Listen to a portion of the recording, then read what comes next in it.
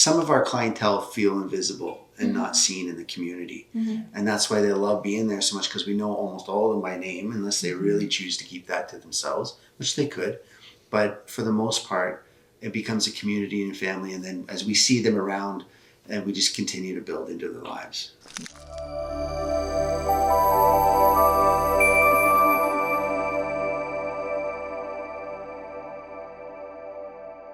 Welcome to another episode of Proudly Dufferin. I am Priya, and I'm passionate about sharing stories of people and organizations that make our community so special. And today I'm joined by Krista and Pastor Matthew from the LightHouse. Welcome to Proudly Dufferin. Thank you for having us. We really appreciate it. Thank you for being here. Can you tell our audience what is the LightHouse and what are you guys doing in the community? Absolutely. Thanks for having us, Priya. I appreciate the opportunity. The LightHouse is a community meal, AKA also known as a soup kitchen, where we have about 35 to 40 people that come in each day, Monday to Friday, that we're giving a meal to, and as well loving, caring for them, supporting them, and give a bag lunch for the weekend, and put all kinds of programs and things around to try to help and encourage them in their walk of life. Yeah. And can you tell how each one of you get involved with the LightHouse, for how long you've been doing it, and how has been your journey so far? All right. Well, it's probably over 15 years ago that the LightHouse began, and started with a lady named Christine Miller, and she, at the church, which is the old theater here in Orangeville, she started to, with some other ladies, serve soup and some food after church services. And that just slowly started to grow. And then eventually, Carrie Duffield, who was a pastor there at the Uptown Church, again, the old theater, rented out a facility and started to get more organized with it, and started to serve meals and do programs and things like you see today. Each day. And so that kind of continued to grow. I was called to pastor at Uptown Church 7 years ago, and the soup kitchen LightHouse ministry going on, I was very, very drawn to that. And then Carrie moved on, he's with Youth Unlimited, and I took over the LightHouse ministry. And so I've been working, 7 years with it, but last 6 years as the director of LightHouse Ministry, and that was my introduction, how I got involved. And then he called me. So before, I've always been kind of in the food industry as far as waitressing and the restaurants and stuff like that, and cooking. I worked at Teen Ranch for a little while, and then the pandemic happened. So then I kind of had a little side business of ice cream cakes and stuff like that, and then Matt actually called me, and he's like, your name keeps coming up, and would you be interested in doing like a food administration cooking kind of thing for the LightHouse? And so I had to really think about it, because it made me really nervous, because I've never worked in that kind of field before, and always with kids or teenagers at Teen Ranch and stuff like that. This was a whole new ballpark with the vulnerable sector and homeless people and stuff like that. So after prayer and consideration, I finally agreed. And so I've been doing it now for 3.5 years, and I love it. It's great. Yeah. Wonderful. Yeah. So what kind of services does the LightHouse provide? So basically the meal is our most important thing. And then on the side, So we do trips with them, outings. We have, because we're a faith-based out of a church, it's an outreach. So if people desire to want to study the Bible, because I'm a pastor, we offer that as an option for them. And then just any other helps regarding homelessness prevention. So if we have somebody that is unhoused and needs help, we try to point them to the right direction. So we'll spend some time with them, hear their story, where have they been and not been, what are they aware of, not aware of, and try to take them and point them in the right directions. So we have the food distribution, and we're trying to also do preemptive work or meet them where they're at to help them to go to the right places from there. We as well with that, because some of our clientele struggle with addictions, we try to point them to those helps and resources available there too. So you have the resources available from the county of Dufferin? There's a lot of programs, Yeah. and so from the county they will bring a lot of options to help them if they want helps in a particular area. Some of the things that we would offer as well might be more faith-based as well, or both. Like, we're not against that at all. Mm-hmm. So, because each person's so different and individual, their needs are as well. So we just try to figure out where they're coming from and where the helps would fit and hit the best. But the county has a lot of workers that are coming alongside and trying to get them into programs that will help them with the issues that are going on. How do people find you? This is just a curious question. So we're at 207 on Broadway in Orangeville, and you can connect through the church if you'd like, the Uptown Theater Church. And The sign out front is LightHouse. It Yeah. looks a little bit like this. It's Yeah. bright red like we're wearing right now. Yes, and we're trying to bring more awareness into the community about LightHouse. Because I feel a lot of people may not be aware that if they are in need, Right. they can reach out to you. Mhm. So is the county helping you get the word out, or do you have volunteers doing that job? Everybody has. There's been a collaboration and effort. Even probably word of mouth with the people who we serve at the Lighthouse. They meet people and come along and come They'll alongside. They'll bring meet somebody in the laundromat and say, Yeah. "Hey, come on over for a free lunch," and that's how it starts. And it's wonderful. It's such a good job you guys Yeah. are doing, and this is what is the power of small community, Yeah. that we all collectively help each other instead of saying, okay, well, I don't care who you are. Yeah. Yeah, you need the network. You Yeah. definitely need the network on many different levels. Mhm. You shouldn't be a lone ranger in this, because then you'll miss out on all the helps, and you'll be duplicating in some ways some works that other people are doing, and that's not going to be helpful in the long run. Right. So I know you have Lighthouse Week coming up. Can you tell more about it? Yeah, sure. So it actually came from, we're just discussing how Lighthouse needs to get further awareness in the community. Like, if I'm getting groceries for the Lighthouse and I'll say, oh, this is for the soup kitchen, and a lot of people, there's a soup kitchen in Orangeville? And then I did a little experiment during the Blues and Jazz Festival at the car show. I did free juice and some scones from Cobb's, and just handing out and just seeing what the feedback was and stuff. And probably about 95% of the people didn't know what we did. One guy asked if we sold fish. So I'm like, Sold. okay, so we need to Sold. make sure. Yeah, so I like that. Yeah, sold fish. Yeah. So we need to just get the word out of what we do and stuff like that. So that's how it started, the Lighthouse Week. And then we kind of, our wonderful businesses that have been supporting us this far, just reaching out to them, saying, are you interested in helping us, and so on and so forth. And that's kind of how it's just grown since. So what do people expect? So first of all, what dates are Okay. Lighthouse? So Monday, August 4th till Saturday, August 9th.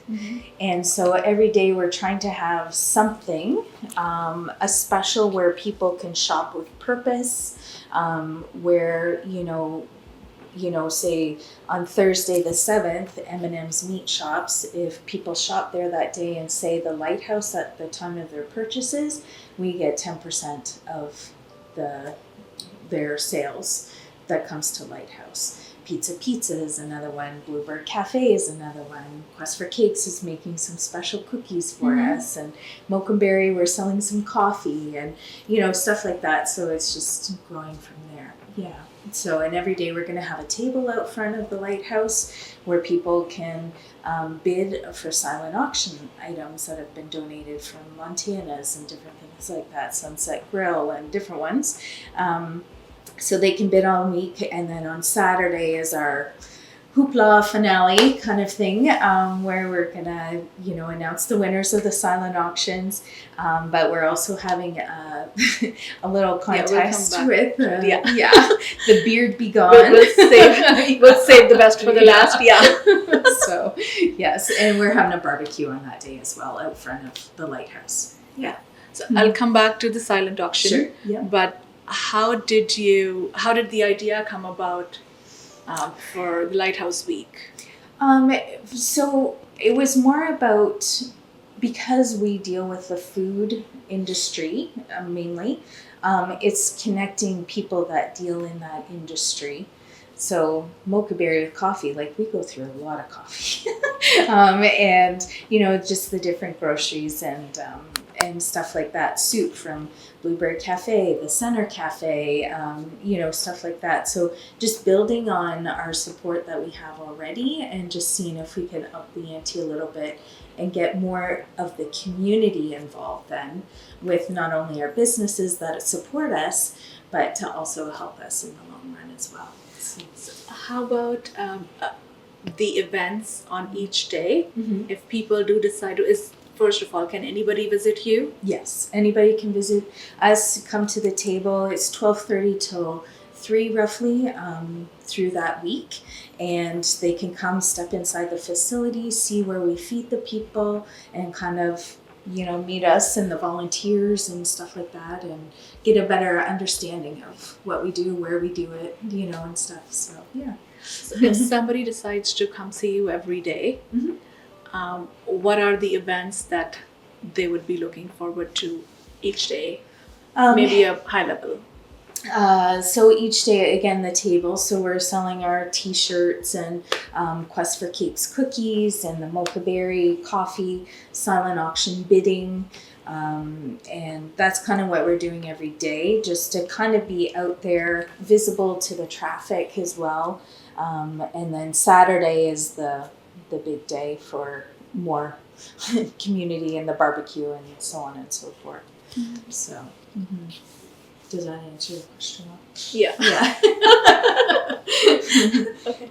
So you talked about the community involvement, how local businesses, Bluebird Cafe, Pizza, and I'm missing a lot of names, so bear with me. But what do you say about the people in the community who wants to get involved, or what is your message to them?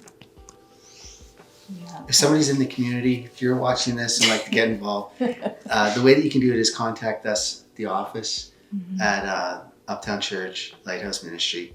And then when we hear what the need, or not what the needs are, what it is, it's on your heart, we usually try to give someone an orientation. The best way to find out what we're doing, how people can fit in, is to come and to see it in action. And as they interact with people, they may be like, I love this, I want to come every single day. And we say, we'll work you in and let you serve in different ways at the Lighthouse. Sometimes people come and they're like, this is great, but it's not for me. I don't think that this is what I'm going to be doing. And they might want to support us in other ways. Coming around, talking to us, we answer questions, try to talk to them about what it looks like, what it doesn't look like, what should and shouldn't be done and said, and those things. Then I think that people can find a place in supporting in different ways. Like for instance, someone might come at Christmas, and how about we had one of the businesses for many years that helped out a chiropractic office that would help out with Christmas. And a big meal, and bring in a whole bunch of people from the office. They close it down to come. And so there's a lot of different ways. Also, Teen Ranch is a good example of well, how could we help? And I actually live at Teen Ranch, which is amazing place with horses and animals. And so I take some of the patrons out there, and people who don't sometimes ever leave Orangeville. Imagine that. They don't go out from here, and all of a sudden they're able to go outside of the town and be able to pet horses and goats and chickens and getting, God's creation and enjoy breathing some different air in a different scene. And then we build relationships with them. So that was an example of how another, help was able to be presented that was a huge blessing to those who go to the. And it's therapeutic. It is. In some way or the other. When you were absolutely. We're dealing with many people with mental health issues too. Yeah. And to do that, like, I always heard about it, but I never got to see it firsthand, how that could work. And I'm sure that with people having that kind of therapy could go much further than what we're doing even. Yeah. But wow, yeah, it's just been incredible to see. And I could try to build a relationship sometimes with someone for 2 years, but in 20 minutes of being out there with them, and now I've got a different person that's opened up in a different way, and get to just see walls come down. It's incredible. Yeah, sometimes just being out and about and seeing nature, and just breathing in fresh air. Yeah. And on top of it, you're bringing an animal where they can pet. Right. I think it does wonders to your brain. Oh, absolutely. So yeah. Thank you so much for doing that amazing job. So if a local business want to help you, in what capacity would you be willing to accept their help? Or is there a criteria, or what is it that you need? I think it depends on the type of business and what they have, their resources, what's available to them. I explained a little bit of like what Teen Ranch was able to do. Other places might have supplies. Others might have time and energy. There's people that have sent workers to help in different ways. People have sent food.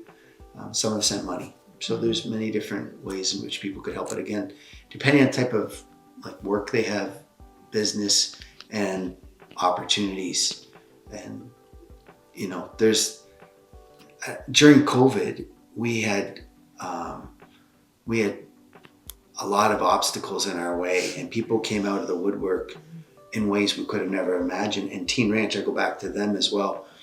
They couldn't have their camps running anymore, conferences, and a place was sitting empty, and they were willing to have their facilities used to house the unhoused. And we had, this is before the men's shelter was here, and so we had a number of men that came out and stayed there, and then other people from the business sector and that were helping out in so many different ways. I give a shout out to one of my friends, Louis Sappi, and like supplying things for the rooms like microwaves and fridges, and like among a whole lot of other things to help us run a homelessness program during that time.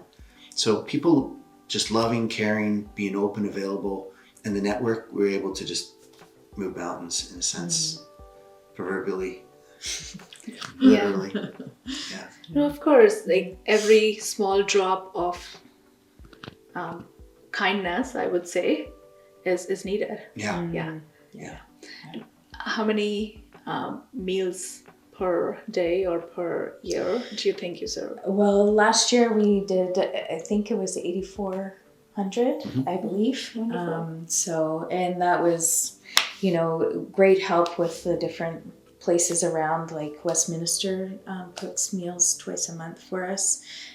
Center Cafe does soups, Bluebird does soups. It goes a long way. So, and that counts with our brown bag weekend lunches that we do, which is another volunteer position that people, I have a couple of ladies that do that.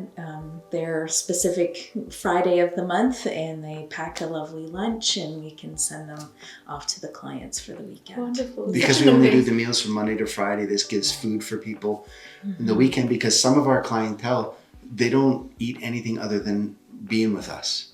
Whether it's they don't have finances, or whether they don't have a home or a place, or the ability. Some of them don't cook and probably won't ever cook.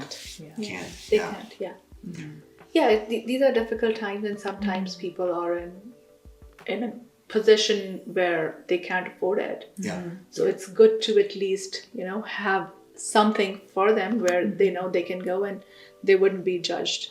Absolutely.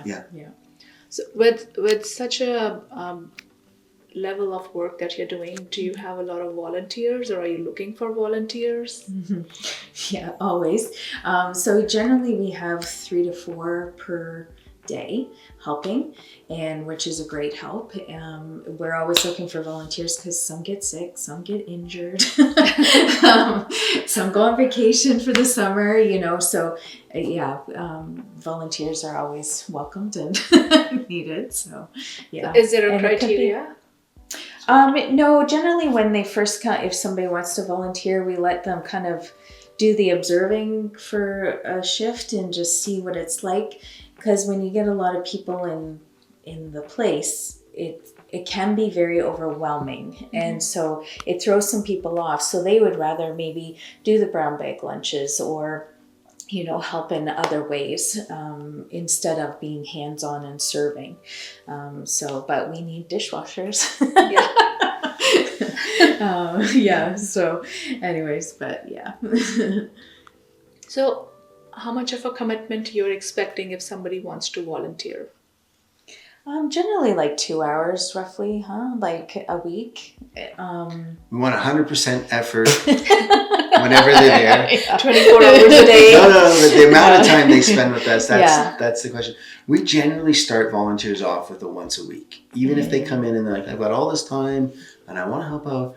But the last thing we'd want to do is wear people out and then not have them at all. And if somebody can commit to a day, a week, that's amazing. If they're able to do more, we work into it.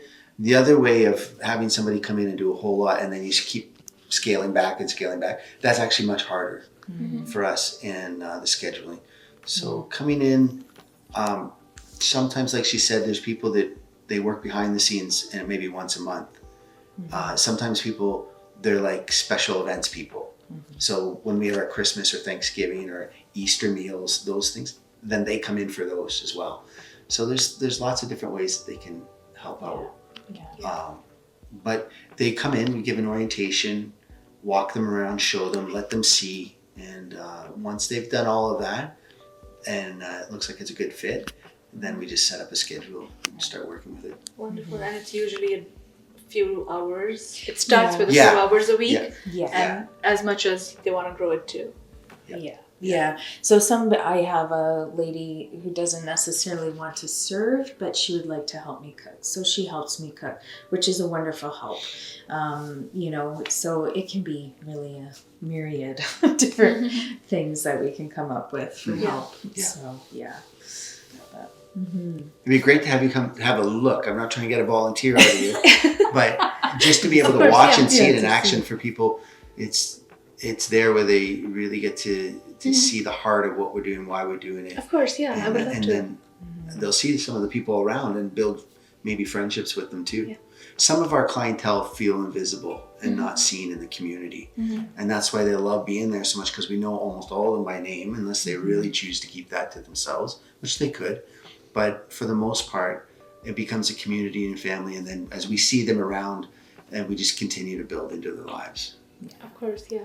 It's pretty neat to see, them to sit around the table and joke and carry on with each other like a family, right? And for us as the staff to know at least their first names, to say, hey, Joe, are you wanting a coffee today? And that's a very personal thing to call somebody by their name when they don't have very much else, right? And that's why we've implemented birthday club, not club, but birthday parties at the end of the month. Because when I was, first starting, that was a source of their identity is, my birthday is coming up in 2 weeks. Oh, it's 2 days now. And oh, it's tomorrow. They're very excited about their birthday.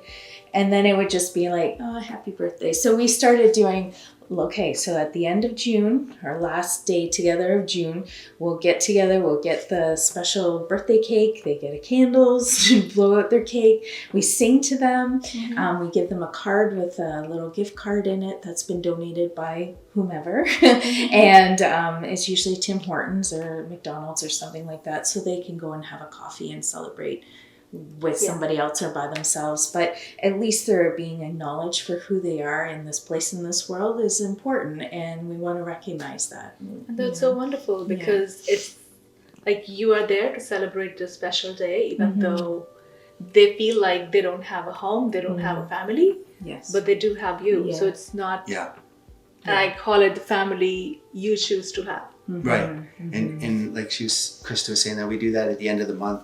The reason also is because we don't want to miss their birthdays, and then No. somebody could be, could be hurt by that, and it reinforces maybe insecurities or issues that they might be dealing with in regards to rejection and that. So we still can acknowledge them on their birthday, and we will do. Definitely, yeah. But at the end of the month, that's where the celebration is. And so everybody from that month, we can acknowledge them. And even if someone's not shown themselves yet, we find out. And big we party. can still, still recognize Put them on the spot. Yeah. Yeah. Upbeat happy birthday. Yeah, upbeat, happy, because I hate going, happy birthday. So I'm always like, come on, they're not dying. It's a birthday. Let's go. Happy birthday to you. So, So is there any other things that you do at the Lighthouse? I'm sure there's a lot, so you just can't think of it. yeah, I guess it's just part of your everyday life, I guess. But yeah, it's just checking in with the people, and we have a couple of our clients have stepped up to start delivering meals to some of our elderly or shut-ins that are handicapped and stuff like that. So we do takeout services because some people come in and it's too much for them and it triggers them, and so we have It can that. be shut-ins as well for Yeah. different reasons, injury or health-wise. Yeah. So we try to make sure that they get a meal. They but get meals and the support. Yeah. And then also we have where some of them now, they volunteer at the Lighthouse too. So we have those that will clear the tables or do dishes as well. So they're giving back to that community. And as soon as they start doing that, the other ones also, they see them, they know them, and they're like, oh, I should probably do something too, or want to. And then when they do it, they feel a sense of, accomplishment. Yeah. And we try to encourage them with, what they're doing and giving back. So that's a part, I'd say that's a part of a program in and of itself too. Yeah. Yeah. And I think best way to feel good is to do something for somebody without expecting anything in return. Yeah. Yeah. So you can call it like an act of kindness, an act of service. Yeah. But I think that is the best way they feel good about themselves. I bet they do. Yes. Yeah. Yeah. I have one guy, he'll go around, he'll ask for the dustpan and the broom and sweep up the cigarette butts out front. That's such a big help. People, I just think that's an amazing thing, so we get stuff like that from them too. Yeah. Yeah. Yeah, and in a way you are doing a thing for community, for those people. Yeah. And I guess they want to help you in return, so they do these little chores and then you don't It's have to wonderful. worry about it. It's so great. Or help with the trash or, whatever. Right. Yeah. So okay, let's talk about this silent auction. Okay. Tell me more. Okay, so the silent auction, we still have businesses wanting to add to it. So at this point, we have Sunset Grill with a gift certificate, Montana's with a gift basket of lovely sauces that they make. We have Starbucks that's given us a really nice basket. And yeah, things are still coming in, so I don't know them all, but so the opportunity to bid is at our table every day from the 4th to the 9th of August, and you can bid up the things, and then Saturday we'll announce at about 1:30, we'll announce the winners of the silent auction items, and they can pick it up, or we can make ways to arrange to meet with them. So is the bidding online, or do they have to be there? Just to bid? hands-on. Hands-on, okay. Yes. Yeah.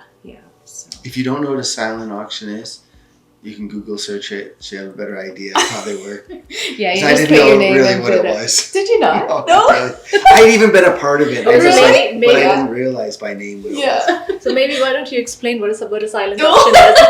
Put you on the spot. Yeah. So there's items that are there that Krista said will be on the table. You can come by and see them, and you get to put your own bid on what you would be willing to pay for them individually or the whole. Yeah, individually. Individually. Yeah. Okay, and then somebody else can come along and see what you've put, and they might go, "Oh, that's way too much for me," or they might go, "Wow, that's still something that I find value in. I'll put a higher bid, but also because it's for charity, right? We're a not-for-profit charity, so they're like, well, I want to give more, and then it continues to go along like that through the week, and then hopefully competition kicks in. We end up making far more than we ever should. No, but it is a fundraiser. It's fun, and then at the end of the week, we find out who's put the right bid in. Some people strategically might even wait longer, but I shouldn't. They might. They'll wait till Saturday. So maybe. that's You need to create some FOMO. Yeah. So that's what I understood of it. Yeah, it's true. I'd seen it at golf tournaments before, but I didn't know what it was called. Oh, okay. Yeah. Okay. So you told me there's gonna be an open house. Yes. So Saturday is kind of the finale. What's the date? On Saturday, the August the 9th. Thank you. It'll probably be at like 10 o'clock till about 2. And that's where we're going to have a barbecue, just free for anybody who wants to come. And you can look at all the different stuff that we have available to purchase for this fundraiser. And as well, we're having another special something that is happening. Yeah, we're going to talk about it next. Yeah. So that's the other thing that's happening. And so people can come on in, check out the lighthouse and see what we do if they want a little tutorial about what we do or how we do it and stuff. So I think that would be wonderful. Yeah. Looking forward to it. It's exciting. Yeah. And maybe you've referred to it a couple of times now. Talk about the special surprise. Okay, the special surprise. So we have a couple of volunteers. One was this gentleman here. His name is Robert Lefebvre. You might have seen him around. He's been involved with the Lighthouse since about the beginning. About 15 years ago. And and him and his wife actually have been covering me with my little wing injury here and taking over, but it's near and dear to his heart because he had addictions as well and has overcome them and stuff like that. And Pastor Carrie and him and that walked a journey together, and he is sober. And so Lighthouse is part of his journey. And so the last time he cut his hair was about 4 years ago, he told me, and it was in honor of his son-in-law who committed suicide. And so he hasn't cut it since. And so when I was coming up with this Lighthouse week, I thought, I wonder. So I reached out to Rob and asked if he would be interested in shaving his beard right down and cutting his hair to a number 2. I'm told he's willing to go. And for the Lighthouse and sponsorships and stuff like that. And he was willing. He stood behind it from the get-go. And so we're going to get some professional person to barber him up. And then just this past week, I had one of our clients from the Lighthouse offer his beard and hair as well. So his name is Sheldon, and I don't have your picture, Sheldon. Sorry, I didn't get it in time, but we're going to post it on our Facebook page, the Lighthouse Facebook page, so you can see it. And it's just going to go all in a pool. Where our goal is that we can get 1,000 meals. So that, we have figured it's about $10 per meal to serve a meal at the Lighthouse with our rent and all the costs around that. And so that's why we're saying maybe 1,000 meals between these two guys cutting their hair. And so that will be on Saturday, August 9th. And I think we'll start barbering about 11 a.m. is the plan. At the Lighthouse? At the Lighthouse in the front. So, yes. So that's okay, so stay tuned for that. He'll look like a teenager, I think. And see him in a different... Exactly. We won't recognize him. I bet you won't know. And imagine him smiling at it. I know, he's so serious. Yeah. He looks like he just came out of the woods. And the bigger question is, would he recognize himself? Yeah, exactly. His wife, maybe, too. Yeah. She'll it's have funny a new because he looks so man. serious, and he's a guy that's almost never serious. Yeah, he's always joking. Okay, so what are your fundraising goals from the Lighthouse Week, and in general, what are your fundraising goals? Well, I think we're looking in more the the aspect of a meal, like how much a meal costs and what it is for a year to run. And so if we can meet those goals, I would be really happy. So like if 1,000 meals seems like a lot when you say it like that, but you know, that's only a portion of a year. So if we can get to, you know, our 8,000 meals in goals, that would be tremendous. We would be so excited for that, to keep us going another year and keep the lighthouse shining, right? Yeah. So yeah. Yeah, wonderful. And we'll make sure we'll get the word out. Yeah. Yes. Thank you for that. So for people who won't be able to make it to the Lighthouse Week because it's August and people have children and they might be on vacation. That's right. So if somebody's gonna miss it for any reason, is there another way online, or is there something they can do to help you from afar? Sure.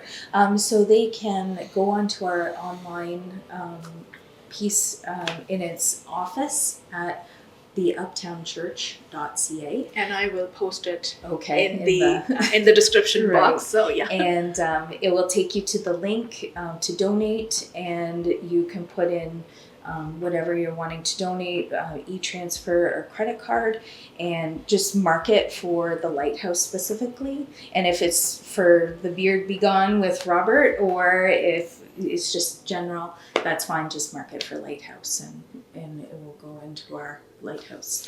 So I'm just curious, and I'm sure there would be people who would be curious, with every dollar of the donation that you get, what happens to it? Where does it go? Okay, good question. So between the food costs that we have, Yeah, that's the main and, cost. yes, yeah, and our rent and hydro and wages, for us, that's kind of where the crux of the Yeah. I thing agree with is. that. Those three things are the main things. So yeah, keep it going. You know, the cost, just the rent of having the space, and then, you know, having all the food and. So. We have the space all the time, but the workers are all part-time that Okay. work there. And so Are they volunteers or do you? so we have 3 of us are on staff. There's Krista, food management, myself as basically director, and then my daughter, who's doing secretarial work for the church, also works and helps out a certain amount with the Lighthouse too. So we're the staff that way, and then the rest are all volunteers around.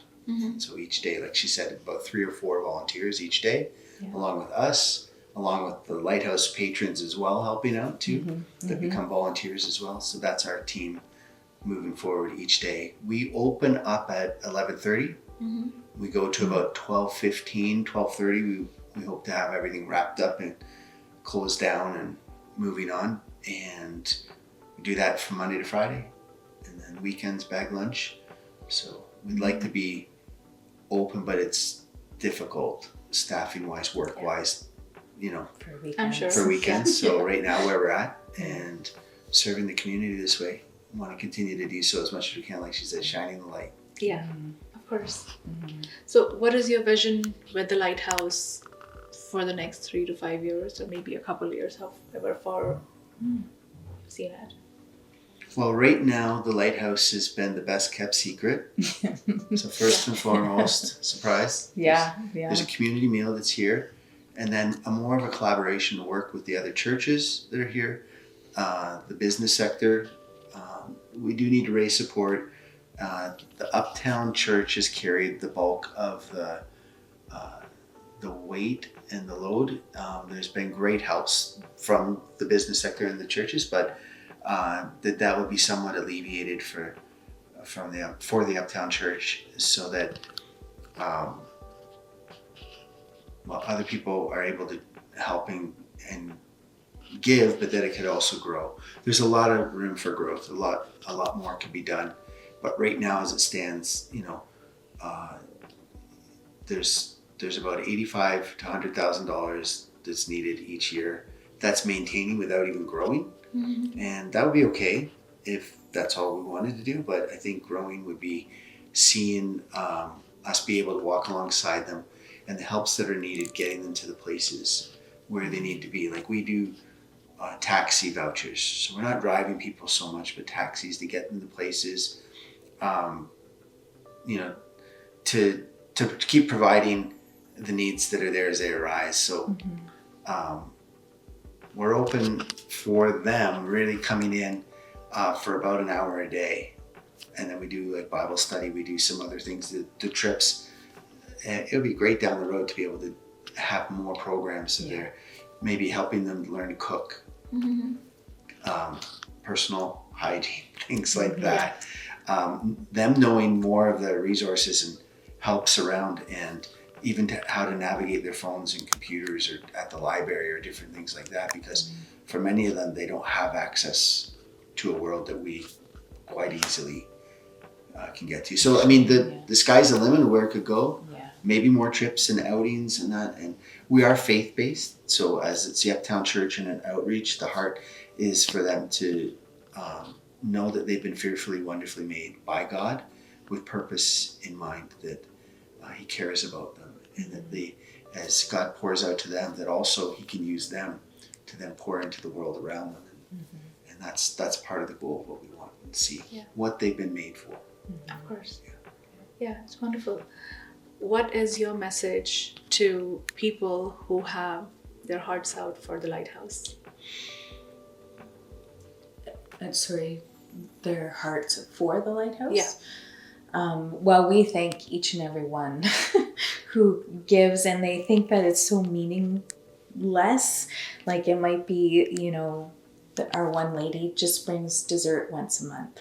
This is just so silly, and downplays it, and it's like, no, this is huge. Like, got the dessert today and you made it special. And like, you know, some of our brown bag lunch people are, the one lady, she tries to theme the sandwiches so that the chocolate matches the theme of the month. And it's just these nice little touches.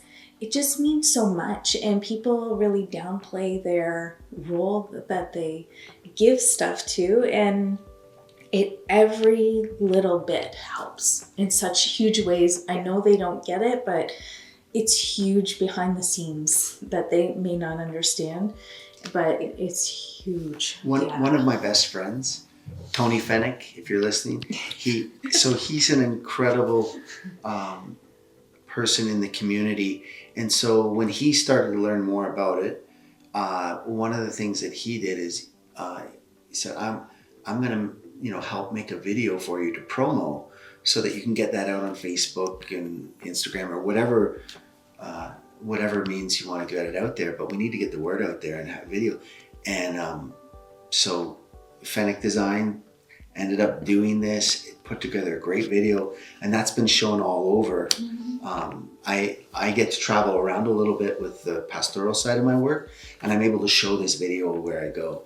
And people from other places have said, I want to stop by, I want to come by and see this place and see where you're working and living, and maybe volunteer for the week. And they've done it, and it's been incredible to see. So people like Tony's not able to come on a Monday to Friday, can't join into those things at all.